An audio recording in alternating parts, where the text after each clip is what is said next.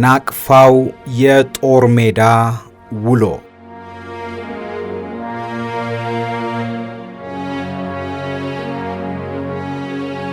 ውድ የኢትዮ ሜዳ ቤተሰቦች የምርጥ ገጾች ዝግጅታችን ተጀምሯል። የዛሬው የምርጥ ገጾች ዝግጅታችን ስመጥሩ የጦር መሪ ብርጋዴር ጀነራል ተስፋዬ ሀብተማርያም ከጻፉት የጦር ሜዳ ውሎ መጽሐፍ ላይ የተመረጠ ታሪክ የሚቀርብበት ይሆናል። ውድ ቤተሰቦቻችን ዝግጅቱን መከታተል ስትጀምሩ ቻናላችንን ሰብስክራይብ በማድረግ እንድትጀምሩ በአክብሮት እንጠይቃለን።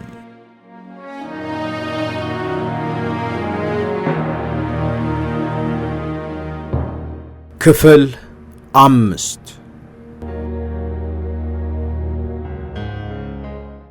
የናቅፋ ዝላይ አፈጻጸም።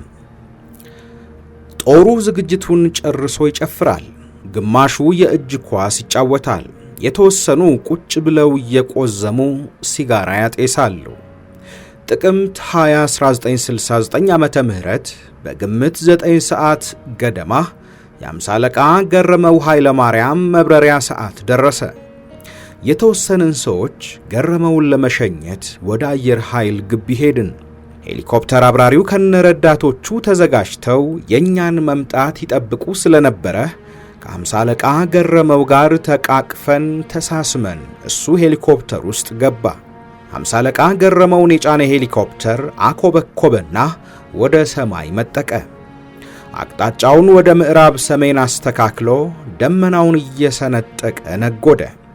ከ10 ደቂቃ በኋላ 2 F5 ተዋጊ ጀት አውሮፕላኖች ተነሱ። እኔና ሻለቃ ሽባባው ሁኔታውን ለመከታተል እንዲያመቸን ወደ አየር ኃይል ዘመቻ ቢሮ ገባን። በተወሰኑ ደቂቃዎች ሄሊኮፕተሩ የት እንደደረሰ ይነግሩናል። ከ45 ደቂቃ በረራ በኋላ ናቅፋ አካባቢ መድረሱን ነገሩን። ሄሊኮፕተሩ ይመታና ዝላዩ ይጨናገፍ ይሆናል የሚል ስጋት ገባኝና ተቅበጠበጥኩኝ። መቀመጥ አቅቶኝ ቢሮ ውስጥ ተንጎራደድኩኝ። ከ5 ደቂቃ በኋላ ከሄሊኮፕተር መውጣቱና 15ኛ ሻለቃ ወረዳ ውስጥ በሰላም ማረፉ ተገለጸልን። ቢሮ ውስጥ የነበርን ሰዎች ተሳሳምንና አፍ አውጥተን እግዚአብሔርን ባናመሰግንም በሆዳችን እርግጠኛ ነኝ ሁላችንም እግዚአብሔርን አመስግነን ወደ ሰፈራችን ተመለስን። ከክፍለ ጦር አዛዡ እንኳን ደስ ያላችሁ የሚል የደስታ መግለጫ ቴሌግራም ደረሰን። የ50 አለቃ ገረመው በሰላም አርፎ ከ15ኛ ሻለቃ ጋር መቀላቀሉን ጦሩ ሲሰማ በጣም ተደሰተ። የሚቀጥለው ዋናው ዝላይ ጥቅምት 21 1961 በ0700 ሰዓት ስለሆነ ዝግጅታችንን ቀደም ብለን ጨርሰን ከጦሩ ጋር ስንወያይ ያመሸንና ከሌሊቱ 8 ሰዓት መነሳት ስላለብን በጊዜ ተኛን። ለስሙ ጋደም አለን እንጂ እንቅልፍ የሚሉት ነገር እንኳን የለም። ነፍሰ ጡሯ ባለቤቴና ነፍስ ያላወቁ 4 ልጆቼን ተራ በተራ እያሰብኳቸው የወደፊት ዕጣ ፈንታቸው ምን እንደሚመስል በአእምሮዬ ውስጥ እያብሰለሰልኩኝ ለአንዲት ደቂቃ ዓይኔን ሳልከድን የተባለው 8 ሰዓት ደረሰና ባሻው የማንቂያ ፊሽካ ነፋ።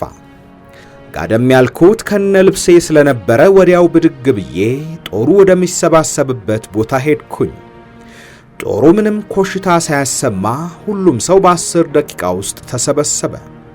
ባሻው መጣራት፣ መነጋገር የለም። በጸጥታ በመጀመሪያ አንደኛ የመቶ ትጥቁን ታጥቆ ፓራሹት ከረጢት ውስጥ እንዳለ ተሸክሞ አንደኛ ጓድ መጀመሪያ መኪና፣ ሁለተኛ ጓድ ሁለተኛ መኪና፣ ሶስተኛ ጓድ ሶስተኛ መኪና ላይ ይወጣል። የመቶ ጠቅላይ ሰፈር ከአንደኛ ጋር ይዳበላል። ያለምንም መንጫጫት በጸጥታ በመረዳዳት መኪና ላይ ትወጣላችሁ። ሁለተኛ የመቶ በዚሁ መሰረት አራተኛ፣ አምስተኛና ስድስተኛ መኪናዎች ላይ ትወጣላችሁ። የ150 አለቆች ስራችሁን ቀጥሉ፣ አንድ ድምፅ እንዳልሰማ በማለት መመሪያ ሰጠ። ከባሻው በተሰጠ መመሪያ መሰረት በአጭር ጊዜ ውስጥ ጦሩ ትጥቁን ታጥቆ ፓራሹቱን ተሸክሞ በተመደቡለት ተሽከርካሪዎች ላይ ወጥቶ ተቀመጠ። ባሻ ሽብሩ ጦሩ ለንቅናቄ ዝግጁ ነው፣ ላነቃንቆይ ብሎ ጠየቀ። ጸጥታው በጣም ጥሩ ነው። በዚሁ አይነት ወደ አየር ኃይል ግቢ ጉዟችሁን ቀጥሉ አልኩኝ። ለጦሩ ማጓጓዣ የተመደቡ ተሽከርካሪዎች በባሻ ሽብሩ በተሰጣቸው መመሪያ መሰረት ተንቀሳቅሰው አየር ኃይል ግቢ ገቡ። ከጦር ሰፈሩ በስተምዕራብ አቅጣጫ በሚገኘው አስፓልት ላይ ጦሩ ከተሽከርካሪዎች ወረደ።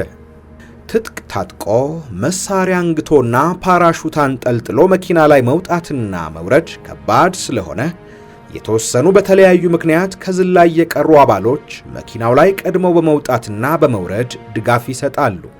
አካባቢው ቀድሞ የተዘጋጀ በቂ ብርሃን ስላለው ለእንቅስቃሴያችን ምቹ ነበረ።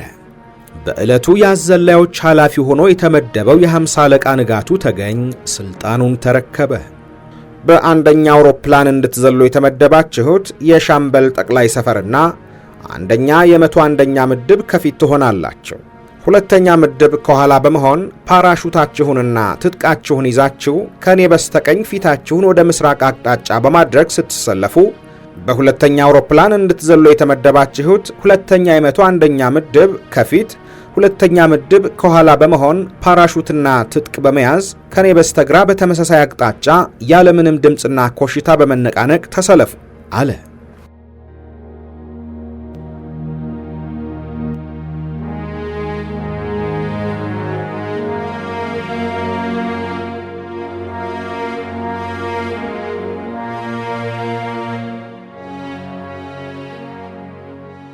እኔም ስልጣኔን ላዘላይ 50 አለቃ ንጋቱ ተገኝ አስረክቤ ከምድቤ ጋር አብሬ እንደ አንድ ወታደር ተሰለፍኩኝ። እኛም በተሰጠን ትዕዛዝ መሰረት በጸጥታ ተንቀሳቅሰን ተሰለፍን። የፓራሹቱ የተለያዩ ክፍሎች የታሰሩበት ክሮች ቋጠሮች በመተሻሸት በቀላሉ ሊሾልኩ ወይም ሊጦዙ ስለሚችሉ የዚህ አይነቱ ችግር እንዳይፈጠር በጥንቃቄ መለበስ ስላለበት አለባበሱ ዘላዮች እርስ በእርሳቸው በመረዳዳት ነው። ከኋላ የተሰለፈው ዘላይ ከፊቱ የቆመውን ዘላይ ፓራሹት ከመሬት በጥንቃቄ በማንሳት ያለብሳል። ከፊት ያለው ዘላይ በትክክል መልበሱን ሲያረጋግጥ ቀድሞ ፓራሹት የለበሰው ዘላይ ከኋላ የተሰለፈውን ዘላይ ፓራሹት ከለባሹ ጋር በመረዳዳት ከመሬት በማንሳት ያለበሰውን ያስለብሳል። የዕለቱን ዝላይ ለማስፈጸም የተመደቡ 8 አዘላዮች ከፊት ለፊት ቆመው የ50 አለቃ ንጋቱን ፓራሹት አስለብሱ የሚል ትዕዛዝ ይጠባበቃሉ። የ50 አለቃ ንጋቱ ግራና ቀኝ ተመልክቶ ሁሉም ነገር መስተካከሉን አረጋገጠ። አዘላዮች ፓራሹት አስለብሱና ፍተሻችሁን ቀጥሉ አለ። አዘላዮቹ በየምድባቸው በመሄድ ፓራሹት ልበሱ የሚል ትዕዛዝ ሰጡ። ጦሩ ፓራሹቱን ለበሰ። አንድ አዘላይ ለፍተሻ ዘላዩ ፊት ሲቆም ዘላዩ ሁለት እጆቹ ሄልሜት ላይ ራሱ ላይ በማድረግ ተጠንቅቆ ይቆማል። አዘላዩ እርምት ካለው ዘላዩ ከተሰለፈበት መስመር አንድ እርምጃ ወደፊት ወይም ወደ ኋላ በመውሰድ የተሰጠውን እርምት ከአስጠቅላይ ጋር ያስተካክልና አዘላዩ መጥቶ የሰጠው እርምት መስተካከሉን አይቶ ሲያረጋግጥ ወደ ቦታው ግባ እንደሚለው ይጠበቃል። አዘላዮቹ በጣም ጥብቅና ፈጣኖች ናቸው። ትንሽ ስህተት ሕይወት ሊያሳጣ ስለሚችል ትንሽ ነው ተብሎ በአዘላዮች ዘንድ የሚታለፍ ነገር የለም። የፍተሻው ስነ ሥርዓት በ0500 ሰዓት ተጠናቀቀ። 1 ሰዓት ሙሉ ፓራሹት ከሙሉ ትጥቅና መሳሪያ ጋር ለብሶ ለመቆም ቀርቶ ለመቀመጥ እንኳን አመቻ አይደለም። የፓራሹትና የትጥቁ ክብደት እንዳይገለብጠው ፓራሹት የለበሰ ሰው ለመቀመጥ ሲፈልግ አንድ ሰው ከፊት ለፊት ቆሞ እጁን ሰጥቶ መሬት እስከሚነካ ድረስ ደግፎ ማስቀመጥ አለበት። በዚህ አይነት በመደጋገፍ ጦሩ ተቀምጦ ሰዓቱ እስከሚደርስ ይጠብቃል። አብራሪዎች አውሮፕላናቸውን ሞተር አስነስተው ያሞቃሉ። ተዋጊ ጀቶች ላይ ቦምብና ጥይት ይጫናል። ጠጋኞች የተለመደውን የዕለቱን ፍተሻ ያካሂዳሉ። አስመራ በጥቅምት ወር በጣም ይቀዘቅዛል። ብርዱ አጥንት ውስጥ ሰርስሮ ይገባል። ነፋሱ ደግሞ ቅዝቃዜውን ያባብሰዋል። ጎህ ሲቀድ መጠነኛ የፀሐይ ብርሃን ቢፈነጥቅም ቅዝቃዜው ጥርስን ከማንቀጫቀጭ፣ ቆዳን ከማኮማተር፣ ፀጉርን ከማቆም ፈቀቅ አላለም። 1 ሰዓት የ1 ዓመት ያክል ረዘመ። ሁሉም ሰዓቱን አሁን ይመለከታል። ቢበዛ የ5 ደቂቃ ልዩነት ይሆናል የተንፏቀቀው። መቼ ሰዓቱ በደረሰልኝና አውሮፕላን ውስጥ ገብቼ ከዚህ ብርድ በተገላገልኩ ነው የሁሉም ሰው ምኞቱ። የተፈጥሮ ክስተት ስለሆነ እንደ ኤሊ የተንፏቀቀ 0700 ሰዓት ደረሰ። ከጥቂት ደቂቃዎች በኋላ አየር ኃይል አንድ መኮንን መጥቶ ይቅርታ አንድ ጊዜ አዳምጡኝ አለ። ሁሉም ሰው ጨዋታውን አቁሞ ጸጥ አለ። የናቅፋ አካባቢ በጉም ስለተሸፈነ አካባቢው ከጉም ግርዶሽ ነፃ መሆኑን እስከምናረጋግጥላችሁ ድረስ እንዳትነሱ የሚል የሬዲዮ መልእክት ከ15ኛ ሻለቃ ስለደረሰን ጉሙ እስከሚለቅ ድረስ በትዕግስት እንድንጠብቅ የሚል መልእክት አስተላልፎ ሄደ። ጦሩ አጉረመረመ። የ40 ቀን ዕድሉን አማረረ። አማራጭ ስለሌለው ጉሙን ቶሎ እንዲያጠፋለት ሁሉም አምላኩን መማፀን ጀመረ። 1 ሰዓት ስለቆየን ረዘመ ብለን ስንበሳጭ የነበርን ሰዎች 2 ሰዓት አለፈ። ምንም የአየር ለውጥ የለም። 3፣ 4፣ 5፣ 6 ሰዓቶች አለፉ። ለውጥ የለም። ፓራሹቱ ጀርባችንን ወደ ኋላ ለምጦ አከርካሪ አጥንታችንን ለመስበር እየታገለን ነው። አውልቀን እንዳናስቀምጠው መልሶ ለመልበስ ጊዜ ይጠይቃል። የናቅፋ በጉም መሸፈን ሲገርመን የቀይ ባህር እርጥበት አዘል አየር መጥቶ የአስመራን ኤርፖርት በአንድ ጊዜ የተነደፈ ነጭ ጥጥ የሚመስል የጉም ካፖርት አለበሰው። አንድ ጊዜ ለጥቂት ደቂቃዎች ጉሙ ከአካባቢያችን ገለል ሲል ከመቅጽበት ወዲያውኑ መልሶ ልብስ ያደርገዋል። በዚህ አይነት ሁኔታ እስከ 15:00 ሰዓት ድረስ ኤርፖርት ቆየን።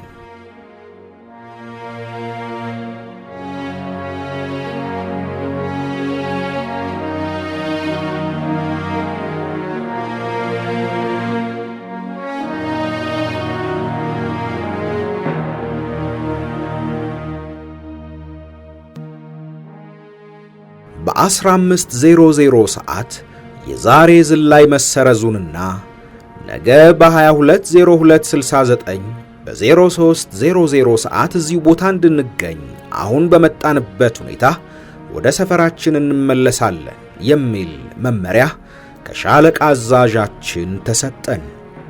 ፓራሹታችንን በመረዳዳት ከላያችን ላይ አውርደን በመያዣ ከረጢት ውስጥ አስገብተን በመጣንበት ሁኔታ ወደ ሰፈራችን በትካዜና በሐዘን ተመለስን። ትካዜው 2 መልክ ነበረው። አንዱ ምን ነው ዘልዬ በተገላገልኩ ኖሮ የሚል ሲሆን፣ ሌላው ደግሞ ብንዘል ኖሮ ይሄኔ ስንቱ ሞቶ ነበረ፣ አንድ ቀንም ቢሆን ዕድሜ ነው፣ ስለ ነገ እግዚአብሔር ያውቃል የሚል አይነት ይመስላል። ጦር ሰፈራችን እንደደረስን ዕቃችንን ከመኪና አውርደን ቀደም ሲል ባስቀመጥንበት ቅደም ተከተላችን መሰረት መሳሪያችንንና ፓራሹታችንን አስቀመጥንና ወደ መመገቢያ ቦታ ሄድን። ከሌላ ቀን የተሻለ ምግብ ተዘጋጅቶ ጠበቀን።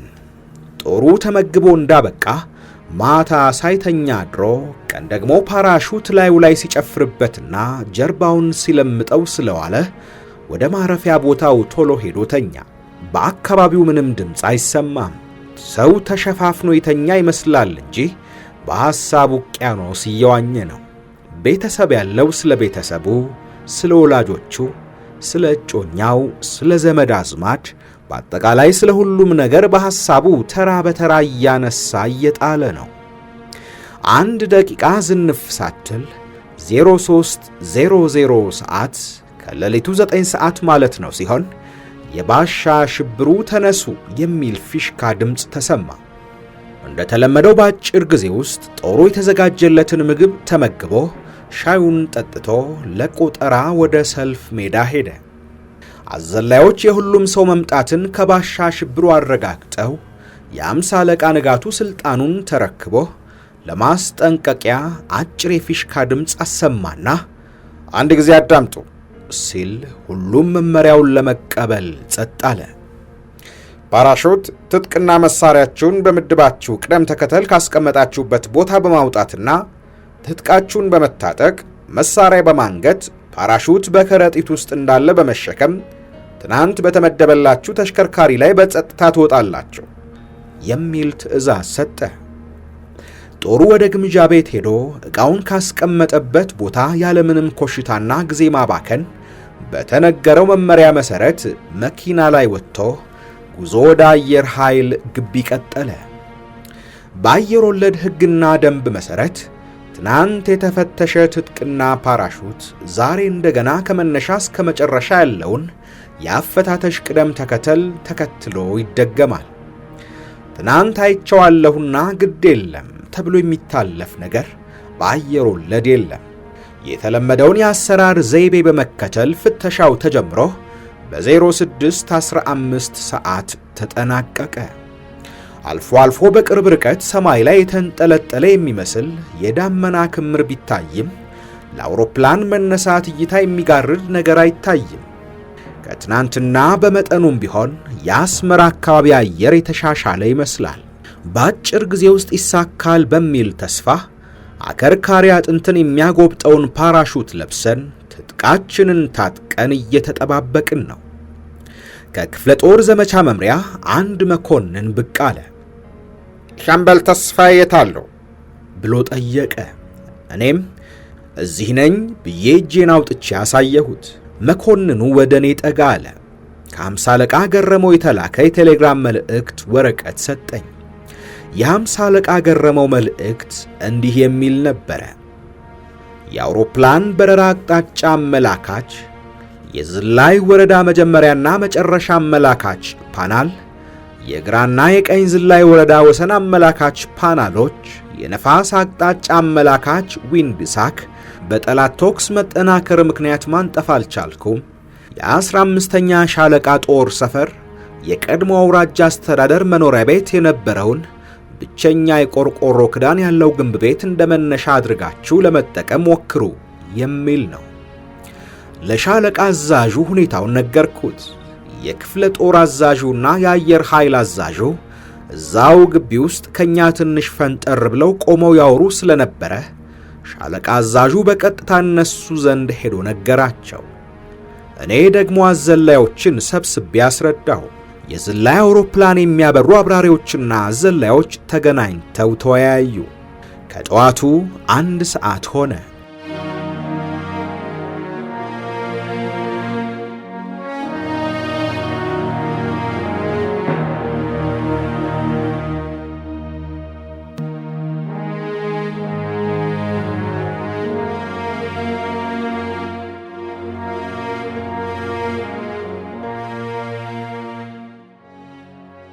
ከ15ኛ ሻለቃ አየሩ ምንም ስላልተሻሻለ እኛ ተነሱ ብለን እስከምንነግራችሁ ድረስ በትዕግስት ጠብቁ የሚል መልእክት ደረሰን። ልክ በ09:30 ከጠዋቱ 3 ሰዓት ተኩል ሲሆን ቶሎ ቶሎ አውሮፕላን ውስጥ ግቡ ተባለ። ጦሩ በፍጥነት እንዲሰለፍ አድርጌ ለክፍለ ጦሩ አዛዥ ለግዳጅ ዝግጁ መሆናችንን በህብረት ሰላምታ በመስጠት ሪፖርት አደረግኩኝ። እሳቸው ማጸፋውን መልሰው መልካም ዕድል ይግጠማችሁ ብለው አሰናበቱኝ። ወደ ጦሬ ተመልሼ ለአዘላዮች ጦሩን አውሮፕላን ውስጥ እንዲያስገቡ ትዕዛዝ ሰጠው። አውሮፕላን ውስጥ የመግባት ሥርዓት በአጭር ጊዜ ተጠናቀቀና የአውሮፕላኑ በር ተዘጋ። ተዋጊ ጀት አውሮፕላኖች ወደ ማኮብኮቢያ ሜዳ 2 እየሆኑ እየተከታተሉ እየገቡ ናቸው። የመጀመሪያ 2 ተዋጊ ጀቶች ከምዕራብ ወደ ምስራቅ አቅጣጫ የአውሮፕላን መነሻና ማረፊያ ሜዳ ላይ ተስተካክለው ቆመው ለመብረር ሲዘጋጁ፣ ሌሎች 2 ተዋጊ ጀቶች የሚበሩበትን አቅጣጫ ለመተካት ከአውሮፕላን ማረፊያ ሜዳ ተጠግተው ቆመዋል። ሌሎቹም ከቆሙበት ቦታ ቀስ እያሉ ከሜዳው ውጪ ባሉ ቀጭን አስፓልት ላይ እየተሽከረከሩ ሁለተኛው ምድብ ለመተካት በመጠጋት ላይ ናቸው። የኛም አውሮፕላን ማኮብኮቢያ ሜዳ ውስጥ ለመግባት ተንቀሳቀሰ። 2 ጀቶች መጀመሪያ ተነሱ። ቀጥሎ ለኛ አውሮፕላን ቅድሚያ ተሰጠውና ከምዕራብ ጫፍ በመሆን አቅጣጫውን ወደ ምስራቅ አቅጣጫ አስተካክሎ ለመብረር ተዘጋጀ። ማኮብኮብ ሲጀምር መሪ አዘላይ ከአዘላዮቹ ፊት ለፊት ቆሞ እጁን ወደፊትና ወደ ኋላ እያወዛወዘ ኤርቦርን እያለ ይጮህ ጀመረ። አውሮፕላኑ በአየር ላይ መንሳፈፍ ሲጀምር አዘላዮች ርጉድ ማለት ያበዛሉ። ትዘላላችሁ ብሎ አንድ አዘላይ ይጠይቃል። ጦሩም በጩኸት አዎን እያለ ይመልሳል። መቼ ብሎ አዘላዩ ሲጠይቅ ጦሩ አሁን የሚል መልስ ይሰጣል። እንዴት ይላል አዘላዩ። እንደ ነብር ይላል ጦሩ። ምንድናችሁ አዘላይ ይጠይቃል። በራሪ ነብር ይላል ጦሩ። አዘላይ ዝላይ ወረዳ ሲደርስ ምድብ ተነስ ይላል። በመጀመሪያ ዙር የሚዘሉ ምድብተኞች የተቀመጡበትን የአውሮፕላን ወንበር በእንቅስቃሴ ጊዜ እንዳያደናቅፍ በማጠፍ ወደ ውስጥ ገፍተው ያስገቡና ይቆማሉ። አውሮፕላን ውስጥ ከጭራው ጀምሮ እስከ ኮክፒት መግቢያ በር ድረስ ግራና ቀኝ በሁሉም በሮች መውጫ ላይ የተወጠረ የሽቦ ገመድ አለ።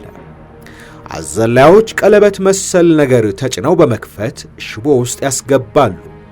አዘላዮች ዞረው በትክክል መግባቱንና መቆለፉን፣ የአንዱ ጥብጣብ ከሌላ ጋር አለመጠላለፉን፣ የተረፈው ጥብጣብ ሰው ጠልፎ እንዳይጥል ዘላዩ ሰብስቦ በእጅ መያዙን፣ በአጠቃላይ ለአደጋ የሚያጋልጡ ነገሮች አለመኖራቸውን እየዞሩ ያረጋግጣሉ። እኔም ከመጀመሪያ ምድብ የመጀመሪያ ዘላይ ስለሆንኩኝ አብሬ ተዘጋጀው።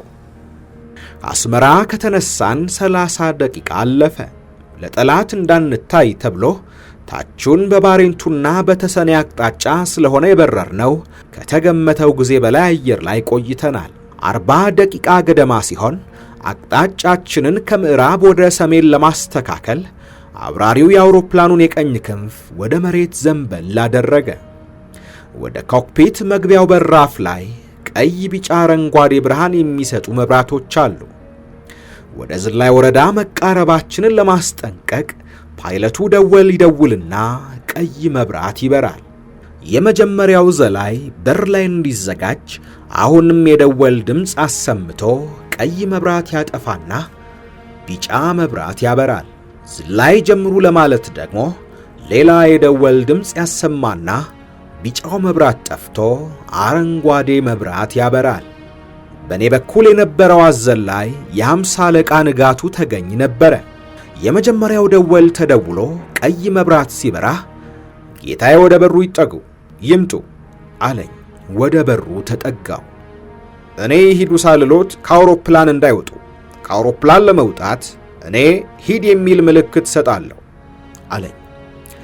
እሺ አልኩና ግራ እግሬን በሩ ደፍ ላይ አድርጌ የቀኝ እግሬን አንድ እርምጃ ወደ ኋላ በመውሰድ ሸብረክ ብዬ ቆምኩኝ።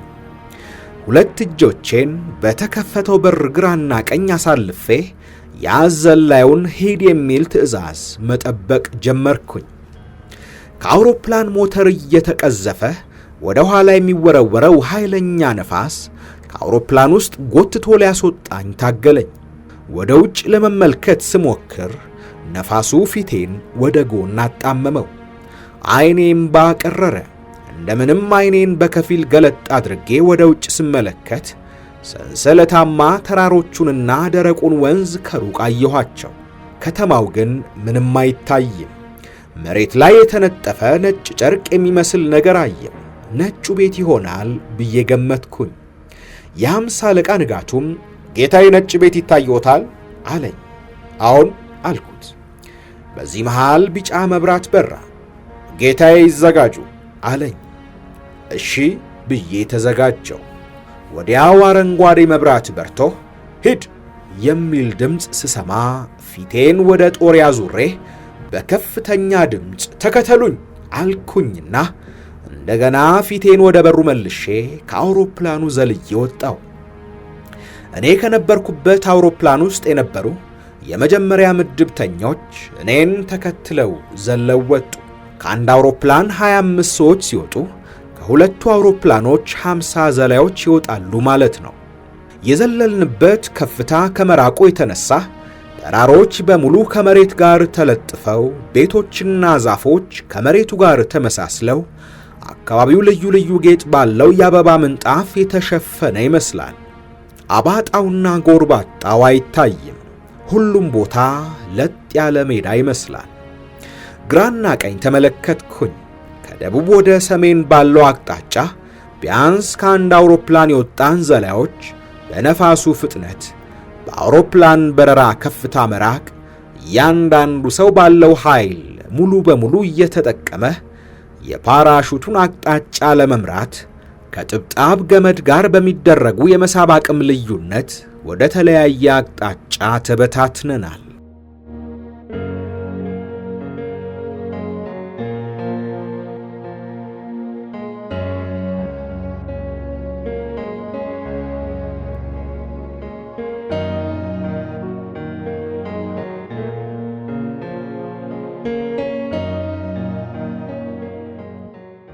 ውድ የኢትዮ ሜዳ ቤተሰቦች ከብርጋዴር ጀነራል ተስፋዬ ሀብተ ማርያም የጦር ሜዳ ውሎ መጽሐፍ ላይ መረጥንላችሁ የምርጥ ገጾች ታሪክ አላበቃም። ክፍል 6ን በቀጣይ ይጠብቁ። ውድ ቤተሰቦቻችን ቻናላችንን ሰብስክራይብ፣ ላይክ፣ ሼር እንድታደርጉ ሐሳብ አስተያየቶቻችሁንም እንድታጋሩን በአክብሮት እንጠይቃለን።